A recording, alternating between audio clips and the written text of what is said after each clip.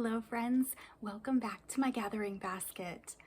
My name is Danelle and this seems like the very first episode I have ever recorded. I am so sorry, it has been a long time since we've had a chance to chat. So by way of introduction, in case you've completely forgotten about me or this is your first time here, again, my name is Danelle and I live and craft in Southwest Missouri in a little tiny town. And I try to do all the things, so some better than others, as you will find out. I do a little bit of homesteading. I live next door to my parents and across the yard from my aunt. And between all of us, we do a lot of gardening. Typically, we raise chickens. We might be doing that again this year. We'll see. Let's see. And then, of course, all the yarny crafts and the sewing and the quilting. I love to try it all. I'm just curious. So you are more than welcome here. My gathering basket is called that because it is a gathering of all sorts of things. A lot of it I am just trying. Some of it I'm a little bit better at than others, but I'm just curious. I love to see how things are made, how things come together, how they're put together, the stories about the people who really know what they're doing. So if you are the curious type too and don't mind a little enabling, you are so welcome to join along with me. A few updates from last year. I had to get this recorded again because I was not going to let it go a full year, and I think it was last April that I was able to upload a podcast. And again, as I explained before, at the time I was having the only place in this little tiny town. We do not have internet. We don't have very much internet capability. So I usually go to our public library, and of course with all the shutdowns, they had extremely reduced hours and I just couldn't make it there with my work schedule. So I am now, I am a florist by day and then in the evenings, and now some days I am at home running a long arm quilting business. So life has been full. It has been wonderful. I got to the point now, I have so many wonderful customers with my quilting clientele that I was able to reduce the days that I work at the flower shop and the greenhouse. And so I am home a little bit. So that gives me just a smidgen of free time. I hope that I will be able to sneak to the library, upload these, and be able to chat with you a little bit more frequently. I am going to try to keep these a lot shorter if I can. Once I get talking about crafting and making and homesteading, I tend to chatter on for quite a while. I also want to make this more of a conversation, so I love reading your comments. You guys have given me some fantastic ideas over the years, and I hope to keep that going. So I am not going to try to catch you up with every stitch I have taken in the last almost year, but I thought I would show you what I'm working on now and a couple of my finishes. One that you had seen me sweating and crying through in the last couple years as I worked on it is the sweater that I'm wearing. This is the finished blocked buttons on the whole 9 yards. I have been wearing it, Bly sweater by Amy Christophers.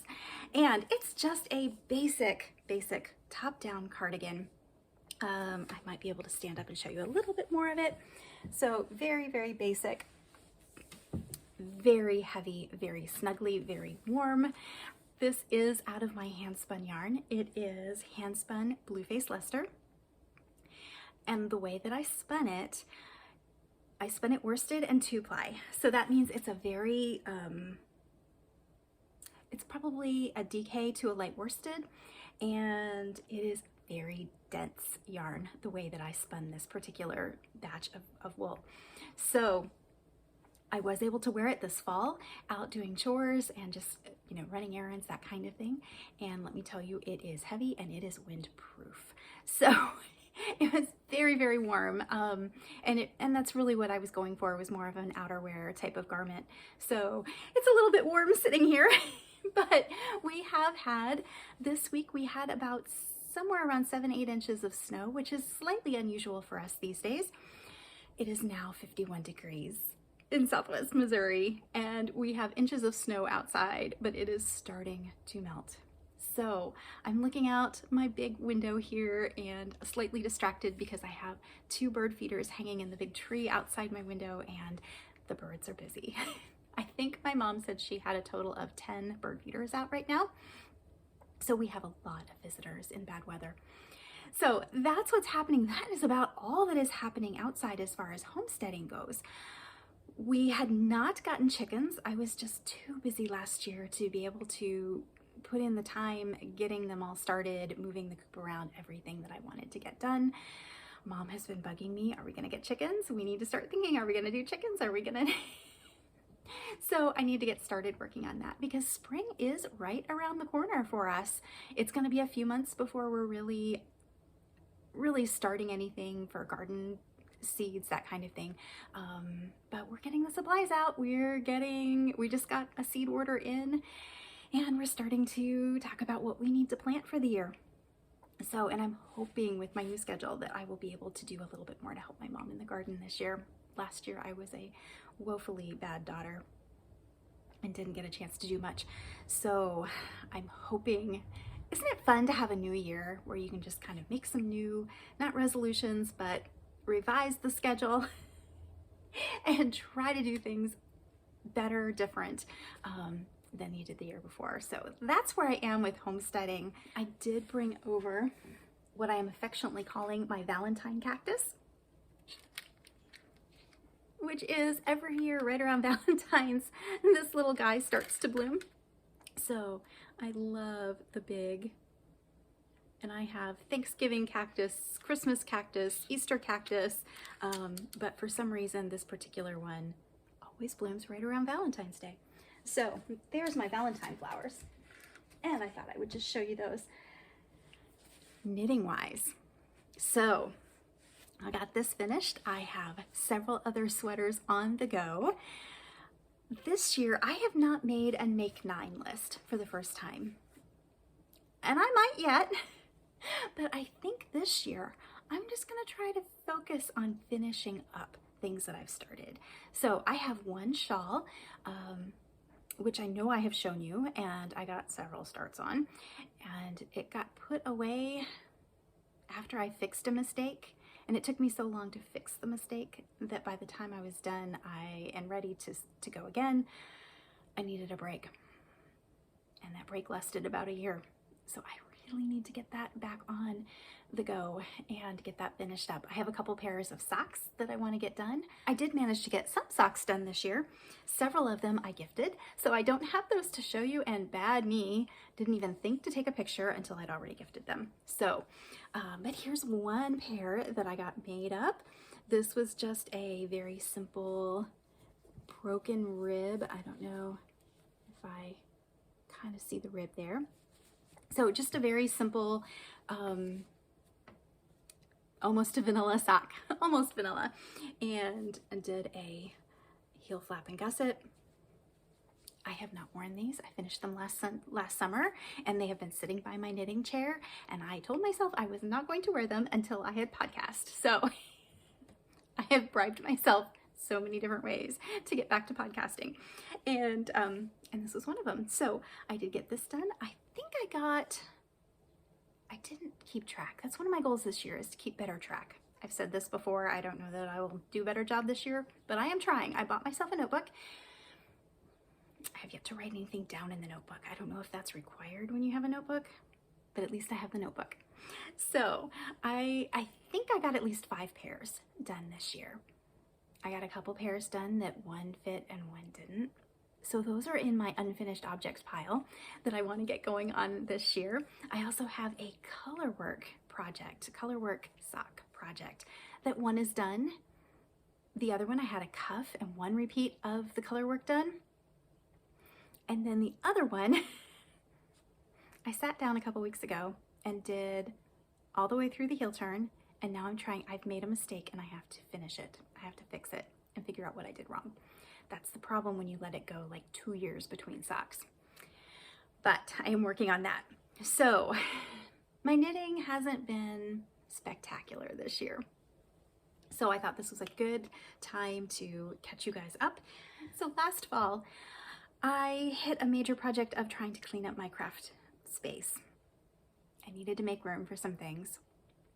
I've drifted a little bit more towards sewing, and I had a lot of yarn. I had a lot of fabric that I wasn't necessarily going to use.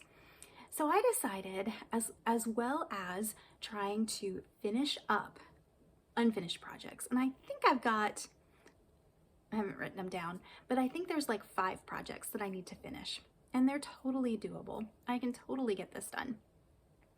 So, but a lot of the reasons why a lot of those projects have been abandoned for a while, in kind of taking inventory of what I had and what I needed to work on, with the intention of making a Make 9 list of unfinished projects that I was going to finish by the end of the year. In the process, I realized I didn't really have 9 to put on that list, but all the projects I had were a little bit more on the complex side.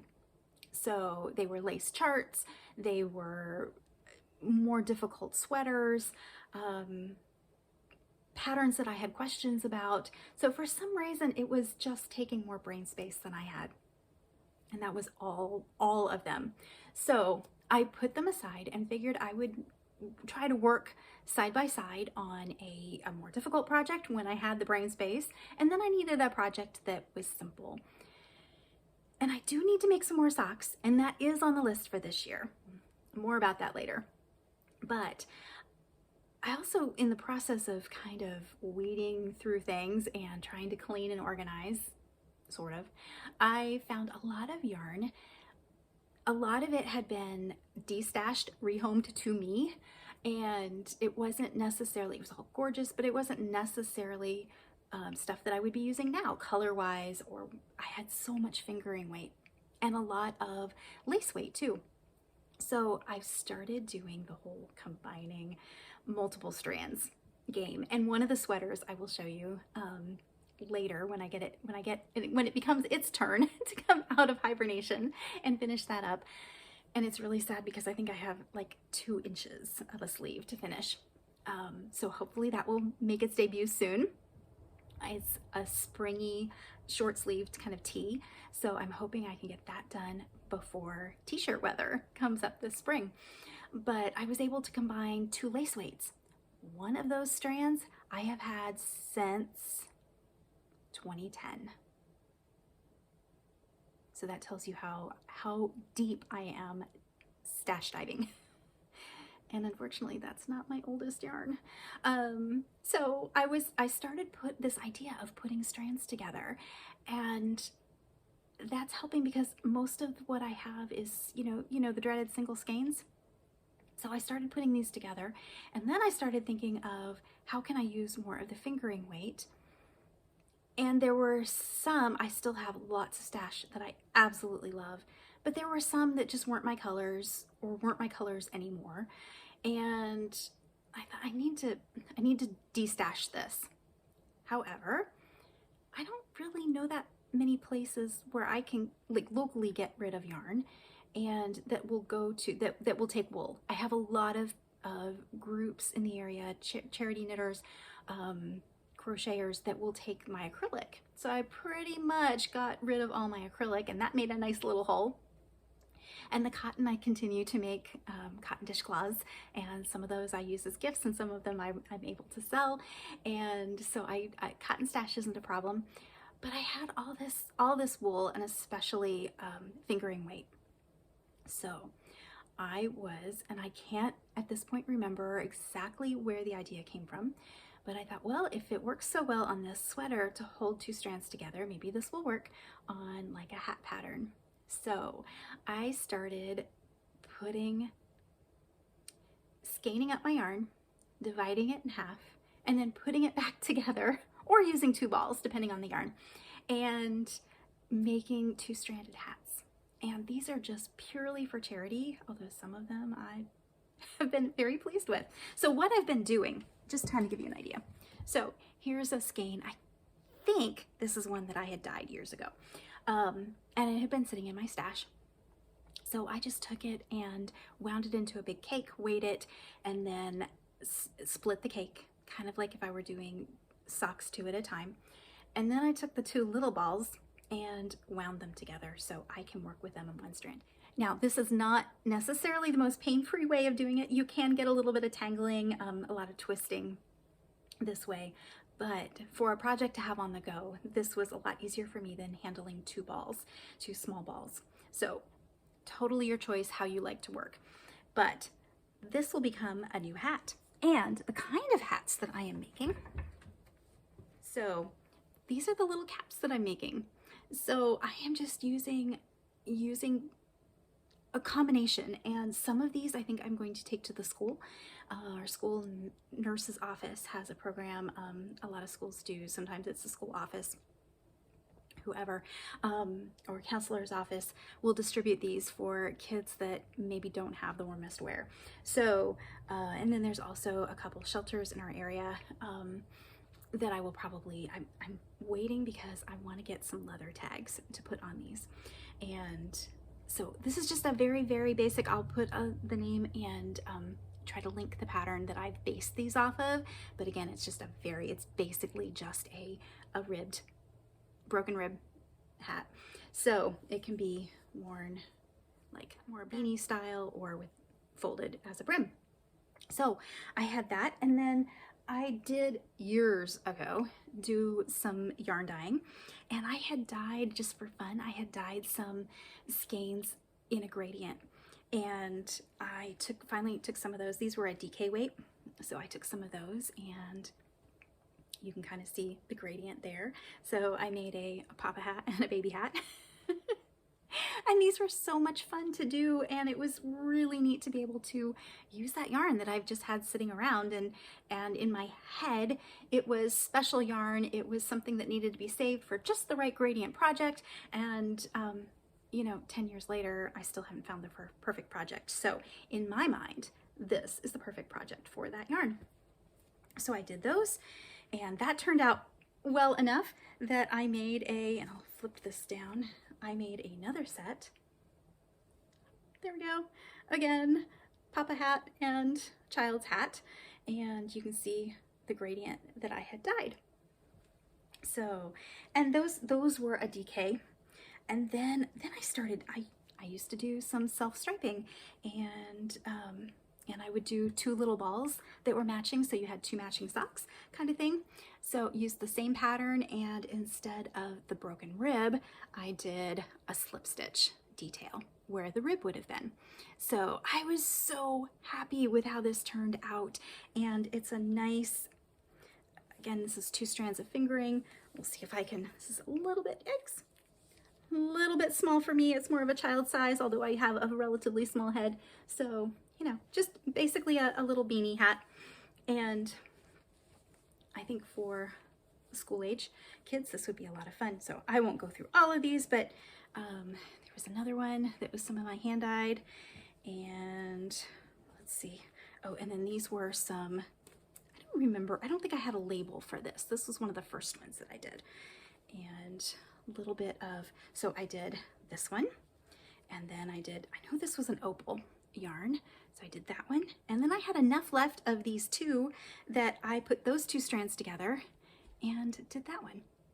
So great way to give yourself hat head on your first podcast back in a year, and great way to finish up yarn. So I have had so much fun knitting these that then the destashing became a lot more fun because I knew what I was going to do with it, and then I got destash happy. And I went through all my yarn and pulled out anything that I didn't have a vision for or an immediate need. I think I came up with something around 18 balls of yarn, skeins of yarn, that I thought would work for this. So I have many, many more hats in my future.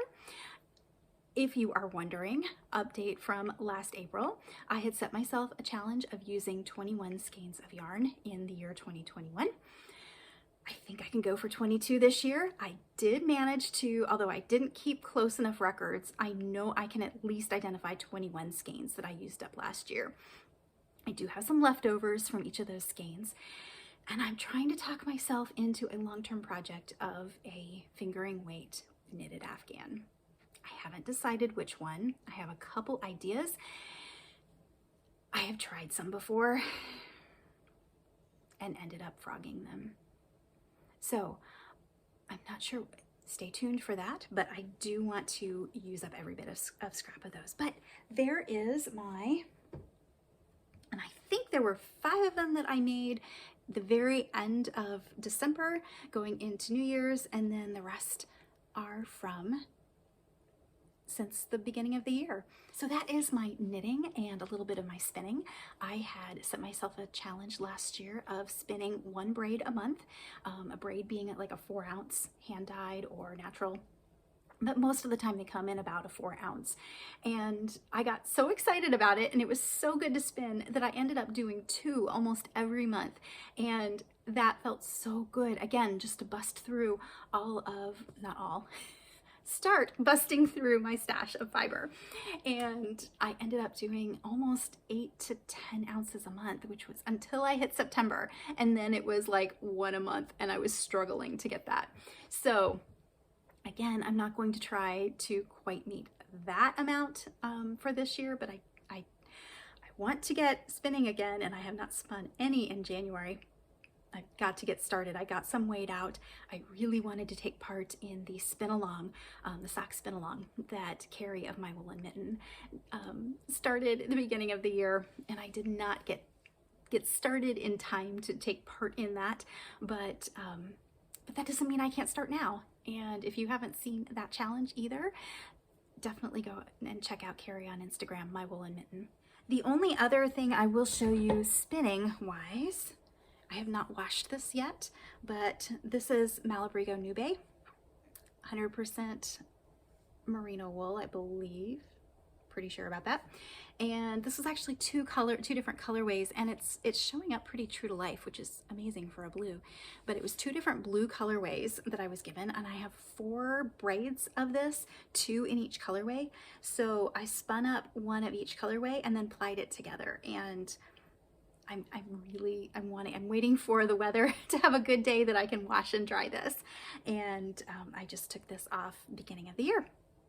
So that is 8 ounces that I got spun up. This was it took me a couple months to do. So I'm anxious to get the other 2 done, and then I'm hoping I will have enough yardage for some type of a sweater project. I may have to combine. I think there's a lot of gray in this, so I might be able to take some other gray hand spun and kind of stripe in or something like that, or cuffs or something. So that is my other, as far as spinning goes. I have great hopes for this year, but I am not setting myself a per month type of goal.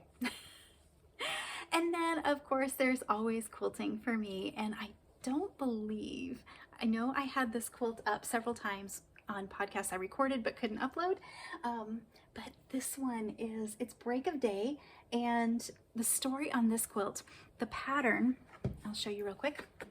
Oops. The pattern is Twinkle. It's just one of these little tiny postcard patterns. It's by Villa Rosa. The designer is Trisha Lynn Maloney. And I found that pattern because, I like chickens. And the backing on this, if you can see, the backing, and I might put in a little close-up, but it's all these sunrise with roosters in it.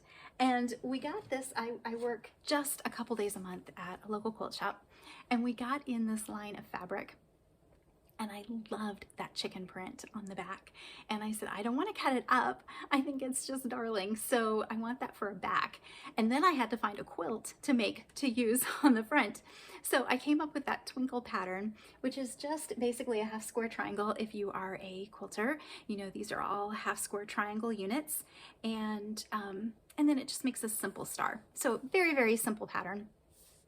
Put it together very quickly out of a little charm pack with the same fabric line as the backing, and put that together. And I treated myself to some wool batting. So this is actually a wool batting instead of like a cotton or polycotton.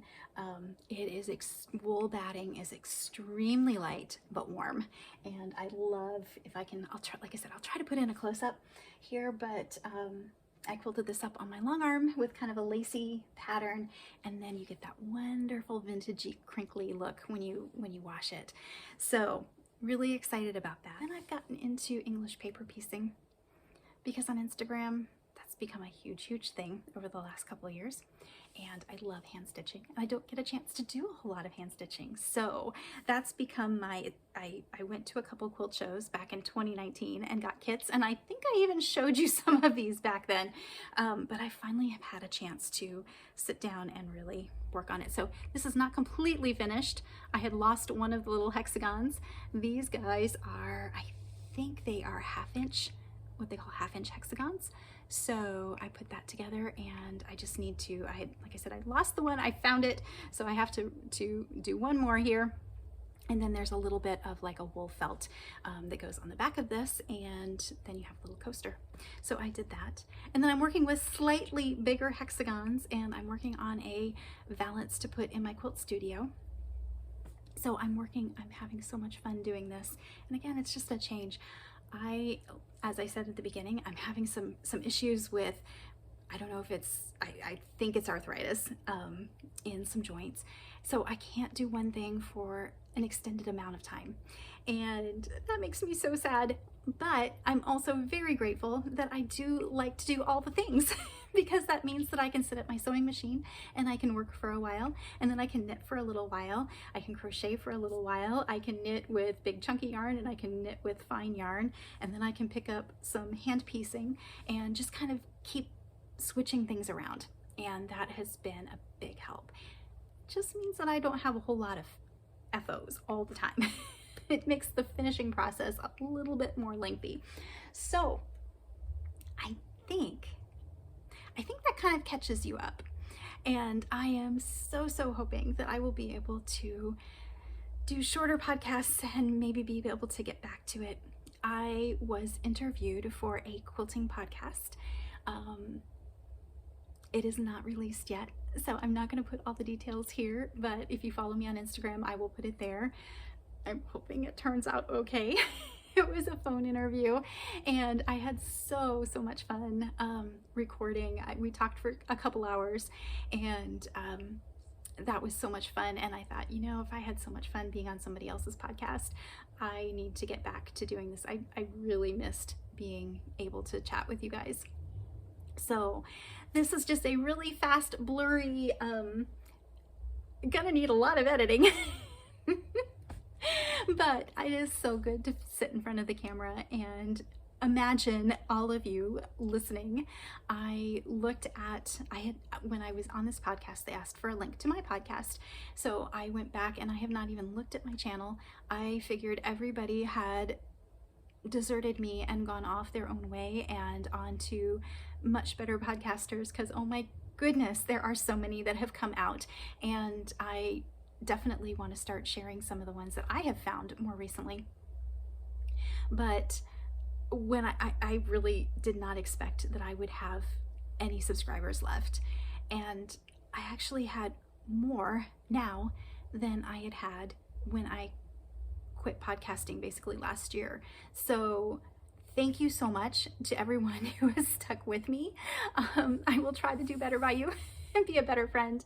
And thank you for several people, several podcasters, several friends that have been on me. Are you quitting? Are you officially quitting? Because you keep coming up. And and Amy of Noble Character Crafts that called me out and said, I miss you. So thank you very much. That was heartwarming. And I will try to be back soon. But until we get to chat again, may your gathering basket overflow with blessings. Have a wonderful couple weeks until I see you again. Bye for now.